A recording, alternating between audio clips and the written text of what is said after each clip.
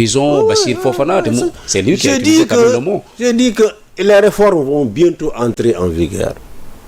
Il y a un comité ad hoc qui travaille sur les lois, qui est très avancé. Ces lois vont aller à l'Assemblée nationale, elles vont être votées, et ces lois vont protéger mieux, n'est-ce pas, les droits des citoyens sénégalais. Espérons que ce ne sont pas des lois taillées sur mesure. Ah non, je pense pas. Ce sont des lois que nous avons discutées lors des assises de la justice. La création de juges de liberté. C'est important. Macky n'a jamais voulu de juge de liberté. Nous l'a proposé, il n'a pas voulu. Et quand le nouveau pouvoir est arrivé en place, avant même l'essai de la justice, nous avons saisi le garde des Sceaux en disant voici un texte que nous avions préparé pour demander un dispositif important pour protéger les Sénégalais. Il nous a répondu en disant mais merci beaucoup. Lui, on va aller vers ça. Est-ce que les Sénégalais c'est également ont confiance quand on voit quand même que beaucoup de gens à la sortie du président du Conseil supérieur de la magistrature, jusqu'à présent il continue à. Comme je dis, il y a eu des désaccords, c'est ça. Il y a eu des désaccords parce que Moïse Sartien beaucoup ñom ci andul. Il y a une promesse qui a précédé le désaccord quand même. Il y a une promesse beaucoup jitu. Les promesses de campagne comme quoi que bu ñu joté ci nguur gi dañuy génn ci conseil supérieur. Mais après on est parti dialoguer et les magistrats ont dit qu'ils sont pas d'accord. Ceux qui sont pas d'accord, ils l'ont dit, tout le monde l'a entendu. Maintenant, il faut encadrer tout ça. On va aller vers la création d'une cour constitutionnelle. Cette cour va être un dispositif important pour protéger les droits constitutionnels des Sénégalais. Loulou, c'est une recommandation création d'une cour constitutionnelle. Mais Ngourou fi nekkoon bëgguñu ko.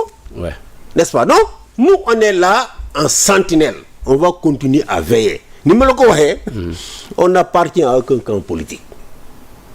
Dañ fi nekk pour que l'état de droit soit respecté, pour que les droits et libertés des citoyens, la protection des droits et libertés soit renforcée. Loolu lañ fi nekk. Et on a ce dialogue permanent. Avec l'Assemblée nationale et avec le gouvernement. Et on est en contact avec les organes des Nations Unies, de l'Union africaine, que nous sensibilisons, qui ont aussi un dialogue avec l'État du Sénégal. Donc, je pense que dès que nous sommes dans le Ghana, fini de 2022 à 2024, on ne peut plus retourner en arrière. Ce qui se passe en ce moment, je pense que on va avoir des lois très bientôt, et que ces lois vont permettre de mieux protéger la liberté d'expression. On doit avoir une loi d'accès à l'information. C'est important. On l'a annoncé récemment à l'Assemblée nationale. Justement, on aurait dû avoir cette loi depuis maintenant peut-être 15 ou 20 ans. On aurait dû l'avoir. Là, ce régime n'a jamais voulu l'avoir. On va aller vers cette loi. Cette loi va renforcer le travail des journalistes. Parce que là, on est en diffusion de fausses nouvelles. Mais au moment où là, on est en diffusion de fausses nouvelles. Moi, dans les dara, on peut beaucoup vérifier. Donc, on peut vérifier parce qu'il y a un fraude. Mais si la loi les oblige à donner de l'information, mais ça diminue les infractions liées à la diffusion de fausses nouvelles. Donc, nous, on travaille en ce sens. Les lanceurs d'alerte, il faut mieux les protéger. Le lieu de notre tabé, il y a une poursuite d'aïwanyeko. Sur les lois, c'est les lanceurs d'alerte. D'une protection ibéri. Comme ce qui arrive, c'est Fofana. Peut être protégé. La loi d'accès à l'information, elle va renforcer la protection. Donc, il y a tout un dispositif qui est en train d'être là. Nous, on est en train de pousser. Souvent, on a une rencontre avec le président de la commission des lois de l'Assemblée. On va parler de ces questions, de ces lois. Maître Tal. Je le salue au passage. On va parler de ça. Donc, on est en train de pousser pour qu'il y ait un dispositif qui protège les Sénégalais. Pas tant que dispositif à mon règle. Ngour Bifigno, de utiliser la loi, n'est-ce pas, à son profit. Et généralement, ce sont les militants, n'est-ce pas, voilà, ils s'agitent, et puis finalement, bon, on observe des dérives. Donc, il y a toutes ces lois, et j'espère que la prochaine législature, madame, la prochaine rentrée parlementaire, n'est-ce pas, parce que malheureusement, rentrée on a eu les élections au mois de novembre. Ils ont pris fonction en décembre, alors que normalement, session budgétaire, octobre, elle a commencé. Donc il n'y avait pas suffisamment de temps. Ensuite, il y a la reddition des comptes, la haute cour de justice, les auditions et tout ça. Tanabé, l'adoption et le vote de ces réformes. jotoon nga ci waxtaan le président de la République parce que accordé woon na la quand même audience bi ñu koy soog a installé. non waxtaan ci on a parlé de la liberté d'expression, de la liberté de manifester. soo xoolee tey liberté de manifestation mais elle est beaucoup plus respectée aujourd'hui. tey benn préoccupation la ñu am mooy arrêté Ousmane Ngom nañ ko fi jëli, mais à part ça les manifestations sont autorisées et chaque fois que les gens font la demande c'est autorisé. Et lorsque les gens discutent avec le préfet, ils trouvent des solutions. Donc, il y a un plus grand respect de la liberté de manifester. Il vous avait donné des gages quand même, je pense, le président de la République, Bassirou Diomaye Faye. Qu'est-ce qu'il vous a dit concrètement? Il nous a dit que la liberté de manifester sera respectée.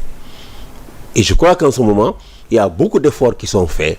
Quand les gens demandent à manifester, même lorsqu'il y a des désaccords sur le trajet, les préfets convoquent les déclarants pour discuter avec eux et trouver une solution. Ouais. Parfois, les hommes politiques, ils se braquent, ils veulent coûte que coûte le trajet, maintenir le trajet. Mais finalement, il y a une interdiction. L'arrêté Ousmane Ngom, on a une discussion avec le gouvernement. On a rencontré le garde des Sceaux, le ministre de l'Intérieur. Il n'y a pas un mois, on a parlé de cette question-là. On va certainement trouver une solution pour que cet arrêté soit retiré. Donc,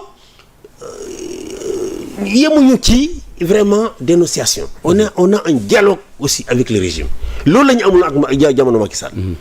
a vu avec quelques ministres, Sidiki Kaba, il nous écoutait beaucoup, extra. Amadou Ba, Premier ministre aussi, il nous écoutait beaucoup. Mais Macky Sall lui-même ne voulait pas. Il ne vous écoutait pas. Il ne nous écoutait pas. Et finalement, c'est lui qui prenait les dernières décisions.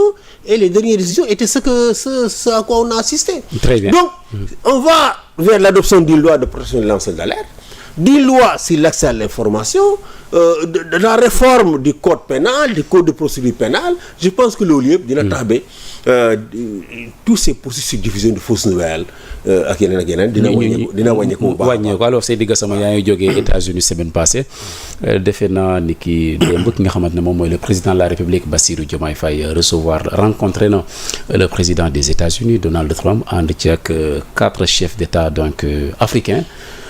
waxtaan nañ defe naa dégg li nga xamante ne moom la ko Donald Trump wax en tant que président donc des États-Unis li nga xamante ne moom mooy discours bi Bassirou Diomaye Faye def donc à l'endroit donc du président américain lépp tourne autour donc quand même donc de projet yoo xamante ne bëgg na vraiment sénégalais yi mun ci profité donc la ville numérique les investissements donc il a mis également en avant la question donc des hydrocarbures ak yu ni mel donc la paix la stabilité au Sénégal et tout ça. Alors cette rencontre là nga jóge fe il y a juste une semaine ban jàngat nga ci am.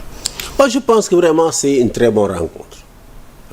Xam nga ñaan critère la Trump sukkandiku pour tànn ces présidents là je ne sais pas mais li nga xam ne moom laa dëgg. des pays quand même riches en minerais hein. Voilà, c'est important. Le Gabon, le Sénégal. Les États-Unis c'est un pays libéral. Ouais. Pour tout président américain, l'économie est primordiale. Donc Trump, il est au service des intérêts de son pays. Et il veut faire des affaires avec le Sénégal. Il veut faire des affaires avec le Sénégal. Il veut le partenariat. Il veut les investissements dans des secteurs stratégiques. Et ce que le président a fait, c'est d'essayer de vendre, n'est-ce pas, à Donald Trump, justement, le Sénégal. Et je pense qu'il a bien vendu le Sénégal, l'économie du Sénégal. Il a dit, nous avons du pétrole. Nous avons du gaz. Nous avons de l'or. Président, moi je pense que président, xawma ci ñeen critère la Trump sukkandiku pour inviter ñi nga xam ne ñoom la invité. Mais li ma mën a wax mooy discours président Diomaye mooy dafa jéem a maanaam jaay Sénégal pas jaay ko maanaam wane atu Sénégal. lan mooy avantage du Sénégal. Sénégal lan la mën a jox Amérique. n'est-ce pas ci wàllum koom-koom ak ci wàllum jëflante. loolu wane na ni que Sénégal am na pétrole, Sénégal am na gaz, Sénégal am na or ak leneen que Sénégal am na stabilité. dëkk la boo xam ne dafa stable te loolu am na solo ci sous-région boo xam ne foo dem rek am na ay conflit ay coup d'état réew mu stable la. loolu dafa am solo parce que loolu mooy attirer investisseurs yi doo yóbbu sa xaalis da koy def foo xam ne guerre civile dina fa am ëllëg nga ñàkk lépp. kon suñu stabilité ak li nga moom lañ am ci wàllu énergie loolu yëpp ce sont des atouts. dégg naa sax ñu naan waaw daf ko ñaan terrain de golf mais terrain de golf lu am solo la ci biir réew. terrain de golf. mun nga ci def ay circuits mondiaux yoo xam ne dina andi ay c'est comme le tennis. te am na Roland Garros am na yeneen ak yeneen mais si tu es un terrain de golf boo xam ne de niveau mondial mais chaque année c'est des milliardaires du monde entier ñoom ñoo ñëw borom milliards yi ñëw dëkk ci hôtel yi di jouer au golf ma gis ñi koy saboté mais ñi koy saboté xamuñu. et puis yan garantie lañ mën a jox Sénégalais de la faiblesse entre guillemets donc de ces États africains là. non États-Unis muy Chine muy France muy Angleterre muy Russie ñoom yëpp n'est-ce pas li ñu bëgg mooy jëflante Sénégal moo war a jëlee matuwaay pour que jëflante bi nekk gagnant-gagnant. waaw Sénégal moo war a def loolu. te moi je pense que ñi fi nekk tey vraiment côté boobu mun nañ leen wóolu. que ñu mun a défendre état Sénégal. mais képp ku fi ñëw di signer contrat dootul nekk un contrat boo xam ne day lor Sénégal. su dee ci loolu lañ bëggoon appliquer kon dafay rek di réviser contrat yu bëri di wax da nga war a di woote réviser contrat pétrolier ak contrat gazier. moi je pense que vraiment nañu ubbi réew mi xam ne n'est-ce pas même suñu pétrole ak suñu gaz bi. suñ ko jëndewul lu muy njëriñ. du ñu jëriñ dara. te ñi ko gën a soxla mooy réew bu mel ni Chine. bu mel ni Amérique bu mel ni France mooy Angleterre donc il faut ñu jëflante ak ñoom. n'est-ce pas pour ñu jënd ci ñun. parce que mën na jëm jënd feneen. ñu jënd ci ñun. on a l'impression d'un partenariat avec la France. il faut que ñu woo leen ñu ñëw investir ci secteur yoo xam ne. secteur yu am solo la. mooy ci wàllu énergie mooy ci wàllu mbéy mi mooy ci wàllu napp gi ba ci wàllu tourisme y compris le golf suñu bëggee investir ñëw investir. dina créer emploi Sénégal yi mën a liggéey ndax loolu mooy finalité réew gouvernement fexe ba sa koom-koom di dox créer ay emploi xale yi. n'est-ce pas mun a dem di liggéey je crois que loolu laa mun a retenir ci visite bi nga xam ne moom moo am Amérique diggante président Diomaye ak président Donald Trump. très bien Seydi Gassama. am na ñoo xam ne nag ñu ngi wax ci biir photo bi et tout ça ay détails la. waaw photo bi vraiment mun ay détails la. gis nañ muy circuler quand même sur les réseaux sociaux. mais xam nga la ay détails la. mais bon il faut que l'opposition s'oppose. il faut que ñoom ñu xam ne. président Diomaye Ousmane Sonko ak ñi leen di wër ñu xam ne l'opposition doit s'opposer ñoom ñu doon opposé wu dëmb ni ñu doon opposé wu. opposition tey noonu la amee. moo tax ñu intéressé ci photo bi. le président américain toog ñoom ñu taxaw. li leen neex war nañ ko mun a wax dañu war a opposé wu ak nu bëggee opposé rek war nañu mën a opposé wu. waaw médias yi waruñu yeew rek chaque jour gis médias yi di wax lu baax ci ñoom il faut que ñu yeewu tamit di gis ñi wax lu baax ci ñoom si ñoom ñu leen di critiquer. loolu mooy démocratie il faut pas qu'ils s'attendent que suñu yeewu le matin xool médias yi yëpp titré n'est-ce pas ay titres yoo xam ne ils leur sont favorables. des titres pompeux. loolu démocratie il faut que sañu yeewu le matin.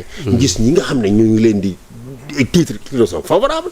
ak titres yoo xam ne ils ne sont pas favorables. il faut que ñu nangu que ci démocratie média war na mun a am une ligne éditoriale. proche de l'opposition te loolu tax ñu xeex ko. etc donc li foog ñu nangu ko loolu mooy démocratie. te loolu laa leen di ñaax. donc il faut vraiment que. en tout cas les médias sont en train de souffrir defe naa war nga ko yegg jusqu'à présent jotaguñu li nga xamante ne moom mooy le fonds d'appui à la presse am na entreprise de presse yoo xamante ne ñu bëri fi mu nekk nii si njàkkare lañ nekk. est-ce que loolu tamit ça contribue à apaiser quand même l'espace politique. je pense que loolu 16 mois après. loolu defe naa war ngeen ci dox. je pense que loolu bokk na ci loo xam ne peut-être moo gën a yàq climat bi mais ñun. dox nañ ci ay tànku jàmm. est-ce que jéem ngeen a. jéem nañu parce que bien sûr ñu bëri jàpp nañu. non après suñu surtout man sama discours. ci assise ci dialogue national bi. wax naa ci plaider pour la presse. après ça le ministre de la communication daf ñu recevoir. vraiment ñu waxtaan. jot na leen recevoir recevoir nañu toutes les zones de droits humains. Amnesty RADDHO Ligue sénégalaise article 19 Reporters sans frontières waxtaan na ci pendant plus d'une heure de temps. décret yoo xam ne ñu ngi préparer décret yi parce que xalaat nañu ne décret yooyu yu fi nekkoon dëppawul ak code de la presse parce que tamit mën na jël ay décret yoo xam ne dëppawul ak loi. il faut revoir ces décrets-là fonds bi c'est un fonds d'appui au développement de la presse. d'appui au développement de la presse. de subvention. suñu la ko joxee da nga ko war a utiliser pour développer sa média.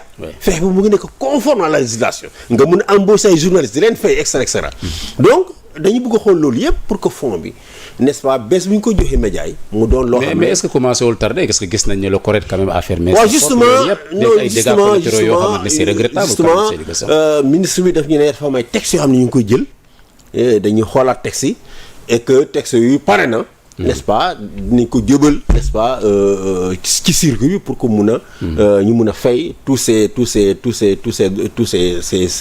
aides là à la presse. ñun nag vraiment dañ koy ñaax te maa ngi koy baamtuwaat fii. ministre Alioune Sall maa ngi koy ñaax ak directeur de la communication pour que ñu accélérer n'est-ce pas l'élaboration de ces textes. Ces textes sont déjà élaborés. ñu accélérer